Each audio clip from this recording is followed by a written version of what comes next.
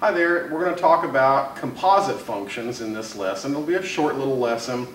Basically what a composite function is a function plugged into another function, or a function inside of another function.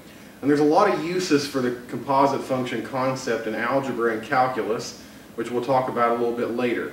But let's talk about notation and the process first. I got two functions here, and I want to create what's called composite functions. So let's start out by looking at what would happen if I take f of x, but in place of this x, I want to substitute in g of x.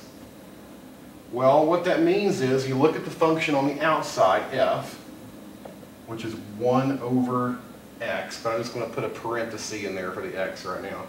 And wherever you would have seen an x in the original problem, you plug in this, the stuff on the inside. So I'm going to plug in 3x squared minus 7 here. So the composite function, f of g of x, will be 1 over 3x squared minus 7.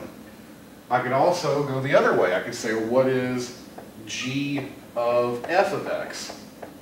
Again, you take the outside function, which is 3 something squared minus 7. Well, that something needs to be f of x.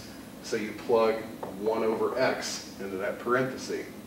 So g of f of x ends up being 3 over x squared minus 7. You can even compose a function with itself.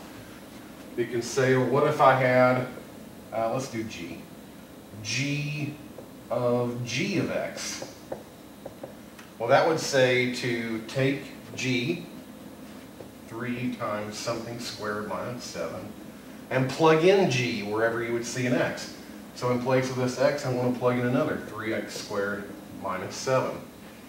Well, if you clean that up, I would FOIL this out. 3x squared minus 7 times 3x squared minus 7. That's going to give me 9x to the 4th minus 42x squared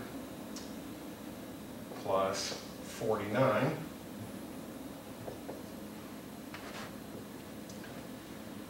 Give me 27x to the 4th minus 126x squared plus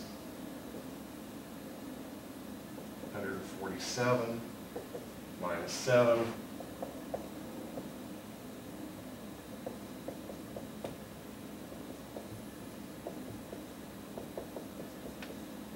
So this would be g of x. And there is an alternate notation for these.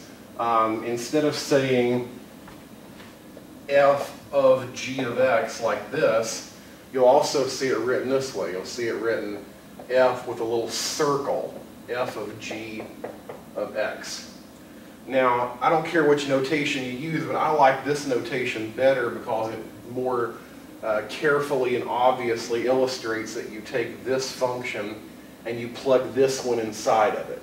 This notation doesn't really make that case as well, but I don't care which notation that you use.